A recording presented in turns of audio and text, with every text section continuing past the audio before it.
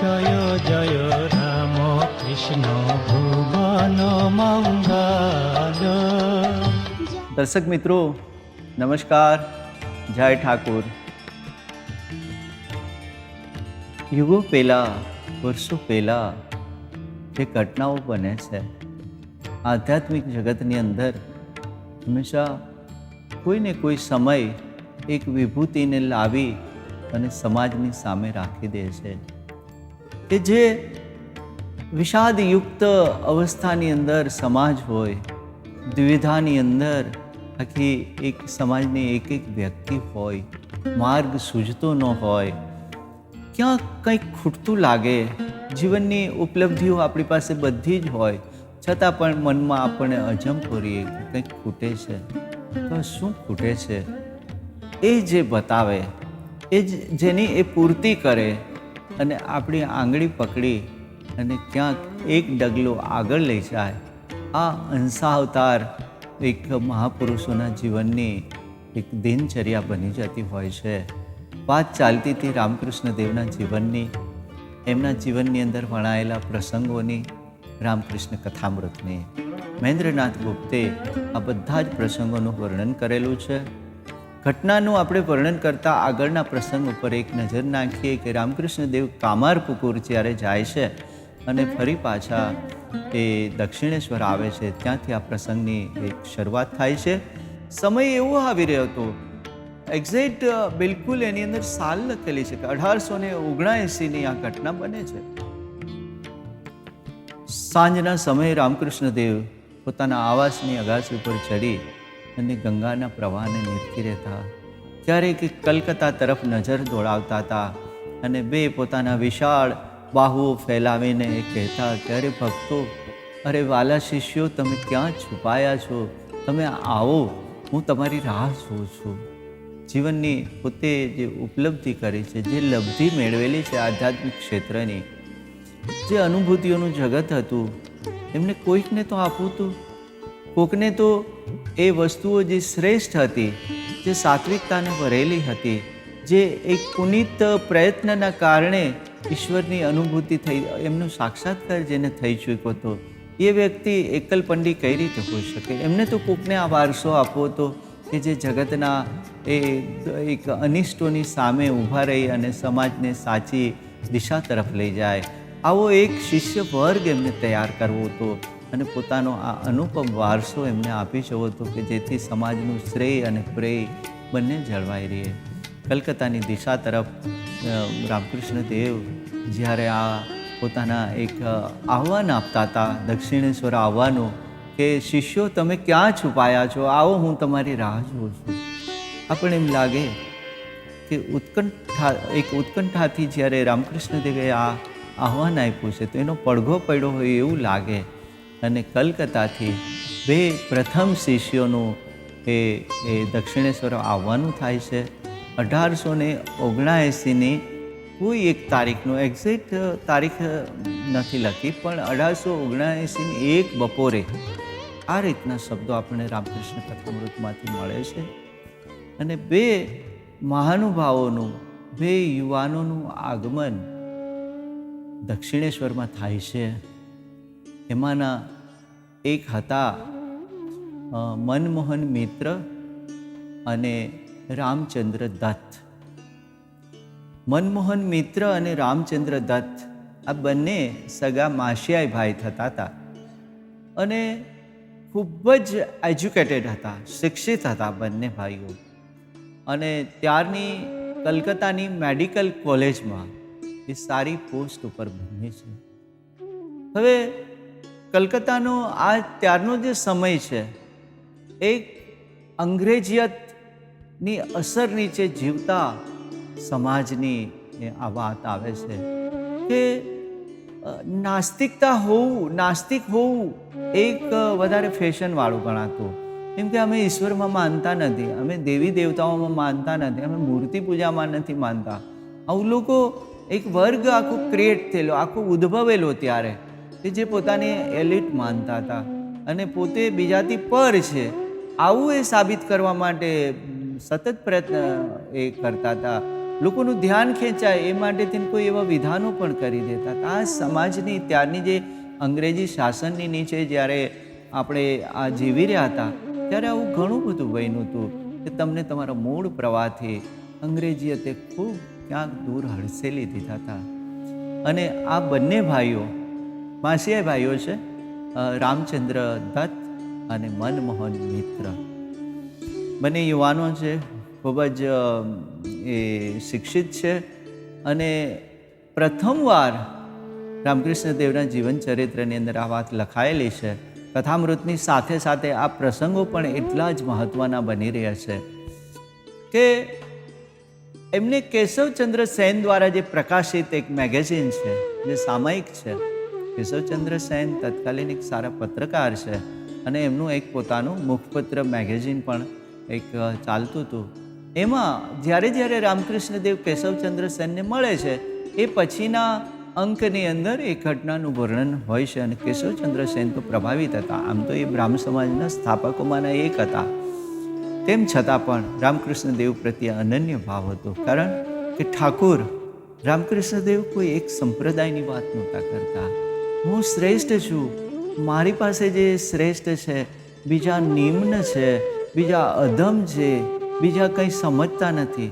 શ્રી મુખે રામકૃષ્ણ દેવના મુખેથી ક્યારેય આવી વાતો નથી આવી. આપણને હંમેશા ગુણગ્રાહી હોવાની એમને રીત અપનાવી હતી. શ્રેષ્ઠ ક્યાંકથી લીધું છે એમને, બધેથી બધા પથનો એમણે એ વાંચન કરેલું છે. બધા પથના, બધા સંપ્રદાયોના એ જે માસ્ટર્સ છે એમને મળે છે બધાને. કે કોઈ મૌલવીને જ્યારે પંચવટીની બાજુમાં એક મૌલવી નમાઝ અદા કરે છે, રામકૃષ્ણ દેવ એમની પાસે જઈને પણ ઇસ્લામના એ સિદ્ધાંતો સમજવામાં નાનપ નથી અનુભવી. એ પાદરીઓને મળવા જતા હતા. એ ક્રિશ્ચિયન ધર્મ માટે પણ એટલું જ એ સદભાવ રાખતા હતા. મારું શ્રેષ્ઠ જે હોય એને દાવો નથી કરવો. કેટલી બધી જીવનની અંદર સમાંતર રીતે કેટલી ફ્લેક્સિબિલિટી છે એના જીવનની અંદર. તો જ્યારે કેશવચંદ્ર સેન એમનાથી આકર્ષિત થાય છે અને એમના મુખપત્રની અંદર શ્રી રામકૃષ્ણ દેવની જ્યારે વાતો લખે છે તો આ વાત આ બંને ભાઈઓના વાંચવામાં આવે છે. અરે આ તું કેશવદાએ સેન મહાશયે લખેલી આ વાત છે, તો ખરેખર આ વિભૂતિ તો આપણે નજીક જ છે, દક્ષિણેશ્વરમાં 7 માઇલ અહીંથી દૂર છે. તો ક્યાં દૂર હતા, આપણે એને મળવું જોઈએ. આવા ભાવથી એ બંને ભાઈઓ 1879 કોઈ એક દિવસની બપોરે દક્ષિણેશ્વર જાય છે ત્યાં. અને જે રીતે આપણે એક ઇમેજ બાંધી લઈએ છીએ, એક કલ્પના કોઈ વ્યક્તિ વિશેષની બાંધી લઈએ છીએ, પણ વાસ્તવમાં તો એ જુદું નીકળતું હોય છે.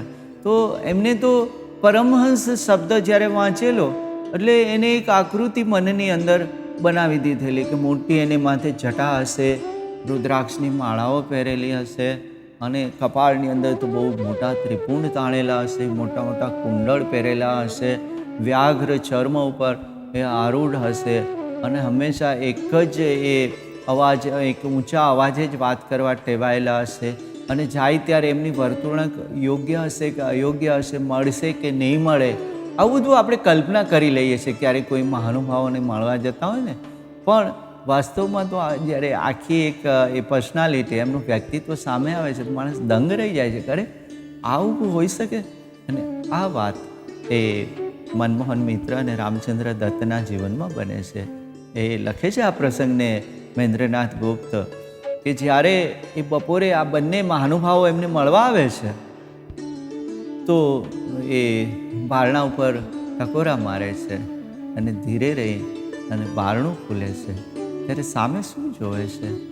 એક શ્વેત સાદા વસ્ત્રોની અંદર જેને માત્ર ઉપવર્ણીય જ એક રાખેલું છે, કાળી દાઢી છે, સૌમ્ય ચહેરો છે અને યુગોથી ઓળખતા હોય એ રીતે એક સહજતાથી એમને અંદર આવકારો આપે છે. બંને મિત્રોને અંદર જાય છે અને એક સાદી પાટ ઉપર જ્યારે રામકૃષ્ણ દેવને જોવે છે કે એમની જે કલ્પના હતી કે પરમહંસ એટલે આવા એક હશે કે જે અત્યંત પ્રભાવશાળી, મતલબ એક ઠાઠમાઠથી જીવતી વ્યક્તિ હશે અને એમનું વ્યક્તિત્વ આવું એક અલગ પ્રકારનું હશે. કશું જ નહીં, કોઈ આડંબર નહીં, કોઈ બાહ્ય એવા પરિવેશ નહીં, એક સાદી ધોતી સાદી પાટ, એક નાના એવા ઓરડાની એ પાટ અને એક દિવાલ ઉપર ક્યાંક દેવી દેવતાઓના લાગેલા ચિત્રપટ. આ પૂર્વ દિશા તરફથી આવતો પવન, આ બાજુના એ બારીમાંથી ગંગાજીનો સલીલ પ્રવાહ દ્રશ્યમાન છે. બપોરનો સમય છે, શાંત સમય છે. બંને મિત્રો તો એમને એક ટસે જોઈ રહ્યા છે એમની મુખાકૃતિને કે આટલું સ્વરૂપમાંના રૂપ અને સહજતા, એમના અવાજની એક કોમળતા હતી, સોફ્ટનેસ જેને કહીએ. તો એમને પૂછે છે, થોડી વારમાં એમના વિશે જાણી લે છે રામકૃષ્ણ દેવ કે એક તો આમાં ડાક્ટર છે રામચંદ્ર દત્ત. હવે એ દરમિયાન એમના જે ભાણે છે હૃદયનાથ, એમને તાવ આવતો હતો હૃદયને.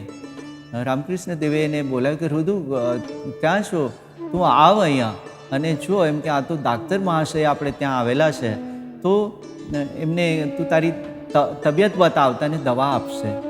રામચંદ્ર દત્તે એમને એમનો હાથ લઈ અને એમની નાડી તપાસી છે અને યોગ્ય એમને દવા પણ લખી આપી છે. રામકૃષ્ણ દેવની આ મહત્તા છે કે જેની અંદર જે ક્વોલિફિકેશન છે, જેની અંદર આવડત છે, તો એને પ્રાધાન્ય આપી એને મોટપ આપવાની વાત હતી. રામકૃષ્ણ દેવની સાથે જે કંઈ થોડી ઘણી વાતો થાય છે, જે સંવાદ થાય છે, અને કલ્પનાની અંદર જે મહાશયની ભૂમિકા, એ આવ્યા હતા જિજ્ઞાસુ થઈને, પરીક્ષકોની રીતે આવ્યા છે દક્ષિણેશ્વરમાં લોકો, પણ એક જુદી જ એ પોતે એક અસર લઈને ત્યાંથી ગયા છે. એમની મુખાકૃતિ, એમનું જે પોતાનું વ્યક્તિચિત્ર છે, એમનો એ મનોજગતમાં હંમેશ માટે અંકાઈ જાય છે અને કદાચ ક્યારેય ભૂલી પણ નથી શક્યા. જે દક્ષિણેશ્વર આવ્યા છે તો ક્યારે આ કલાકો નીકળી જાય છે સમાજની અંદર. અને જ્યારે અમને ખબર પડે છે કે આપણે વાસ્તવમાં ખોટી રીતે નાસ્તિક છીએ. આપણી પરંપરા તો ઉજ્જવળ પરંપરા છે. ભારતીય દર્શનશાસ્ત્રની જે મહત્તા છે એ વાસ્તવમાં આ બંને ભાઈનો ત્યારે સમજાય છે. અને કહે છે કે મહાશય, હવે અમારે જવાનો સમય થઈ ગયો છે અને અમે ફરી પાછા ચોક્કસ અમે નજીકના જ સમયમાં આવશું. અને રામકૃષ્ણ દેવેને વર્ષોથી ઓળખતા હોય એટલી સાહજિકતાથી, એટલા સૌજન્યથી પ્રસાદ આપે છે અને ફરી પાછું આપવાનું કહી અને એમને વિદાય આપે છે. આખું અઠવાડિયું તો કામકાજમાં એમનું વીતે છે બંને ભાઈઓનું, પણ રવિવાર ક્યારે આવે એની રાહ જોવે છે કે આ વખતે તો એ સવારથી જતું રહેવું છે ત્યાં. અને જ્યારે બીજો રવિવારે એ બંને ભાઈઓ દક્ષિણેશ્વર આવે છે, ધીરે ધીરે ધીરે ધીરે એમની આધ્યાત્મિક ભૂખ ઉઘડતી જાય છે. રામકૃષ્ણ દેવને જે મનમાં આવે પ્રશ્નો પૂછે છે, રામકૃષ્ણ દેવ એનું નિરાકરણ કરે છે. હવે જિજ્ઞાસુના જે પ્રશ્નો છે એની ભૂમિકા એ પહોંચીને જ્યારે કંઈ વાત કરે છે તો રામકૃષ્ણ દેવને એ જ પ્રશ્ન એમને પૂછે છે કે મહાશય, ઈશ્વર છે ખરો? જો કેટલો બધા એક તર્ક, બુદ્ધિ અને તર્ક, પ્રજ્ઞા કદાચ પ્રશ્નો ન કરાવે, પણ તર્ક અને બુદ્ધિમાં જીવતો માણસ એ શાસન હોય છે. એટલે કહે છે કે મહાશય, ઈશ્વર છે ખરો? તો કે હા છે ને, ઈશ્વર છે જ. તો બીજો પ્રશ્ન આવે છે, તો કઈ રીતે સમજાય અમને? એક હવે રામકૃષ્ણ દેવ એને કોઈ પુરાણોની કે વેદોની કે ઉપનિષદોની કે અન્ય રીતે વ્યાખ્યા નથી આપતા, પણ ડે ટુ ડે રોજિંદા જીવનમાં જે આપણે દ્રશ્ય જોઈએ છે તો કહે છે કે જો એમાં એવું છે. રામકૃષ્ણ બહુ સરળ ભાષાની અંદર વાતો કરે. કથામૃતની વાતો એટલા માટે જીવંત લાગે છે કે એને આપણે રોજિંદા, એ કહે છે કે દૂધ તમે છે, દૂધ જોયું છે ને? કે તો કે આ દૂધ જોયું છે. તો દૂધમાં તમને ઘી દેખાય છે કે ના? ઘી તો છે જ, દૂધમાંથી જ આવે છે. એ તો દ્રશ્યમાન નથી એટલે નથી એમ કેમ માની લેવાનું? એક દ્રષ્ટાંત આપે છે. એની અંદર ઘી છે જ. કે ઘી ક્યાંથી આવે છે? ઘી નોખું આપે છે આપણને પશુઓ? તો કે ના, તો કે દૂધમાંથી જ ઘી આવે છે. પછી એને વિસ્તૃત રીતે સમજાય છે કે માનવ જીવનનું જે એમનું ઐહિક જે કર્મ છે એ એને કરવાનું છે, એને સાધના ધર્મ અપનાવવાનો છે. અને તમે ધ્યાન દ્વારા, તમે પૂજન દ્વારા, તમે અર્ચન દ્વારા ઈશ્વર તરફ તમે આત્મીયતા કેળવો અને ધીરે ધીરે સાધના પથમાં આગળ વધો. જેમ દૂધને પહેલાં ગરમ કરવું પડે છે, દૂધને પછી એ જમાવવું પડે છે, એ દહીં થયા પછી એને વલવવું પડે છે, અને એમાંથી આપણને નવનીત માખણ મળે છે, અને માખણને ફરી પાછું ચૂલે ચડાવો તો ત્યારે તમને ઘીના દર્શન થાય છે. તો સાધના પદ્ધતિના પણ આ જ બધા જ એ પગથિયા છે કે તમને સીધે સીધો ઈશ્વર એમ થોડું દેખાઈ જશે. તમારે એક તો અંદરની ભૂખ જગાડવી પડશે. પ્રશ્ન થયો છે કે ઈશ્વર છે કે નહીં, આ તમારી પ્રાથમિકતા તમે આપી દીધી છે કે તમને ઈશ્વરીય તત્વ ઓળખવાની ભૂખ છે ક્યાંક.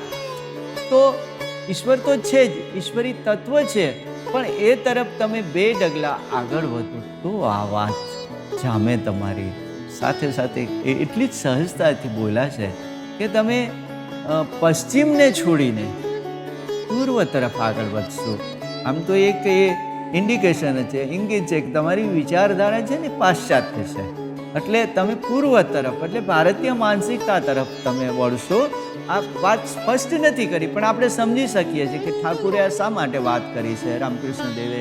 એટલે એમને કીધું કે તમે પશ્ચિમની દિશા તરફથી 10 ડગલા પૂર્વ તરફ જશો તો પૂર્વ તમારી નજીક આવશે અને પશ્ચિમ દિશા તમારાથી આઘી જશે. તો 2 અર્થો નીકળે છે આ વસ્તુના. એક તો તમે સાંસારિક કર્મો, તમારી સંસાર સાથેની, તમારે દુનિયાવી સંબંધો સાથેની, તમારી દુનિયાવી એ આખી દિનચર્યાઓની જે વાત છે એને ધીરે ધીરે ધીરે ઓછી કરી અને તમે ઈશ્વર તરફ એટલે કે પૂર્વ તરફ તમે આગળ વધશો. એટલે પૂર્વ તમારી નજીક આવશે, ઈશ્વર તમારી નજીક આવશે. અમારે રાજકોટમાં રણછોડદાસજી મહારાજા સમજાવતા હતા, ખૂબ સરસ રીતે કહેતા હતા કે ઈશ્વર શું છે કે તમે એની પર તમે 2 ડગલા આગળ હાલો ને એટલે 4 ડગલા તમને લેવા હામો આવે.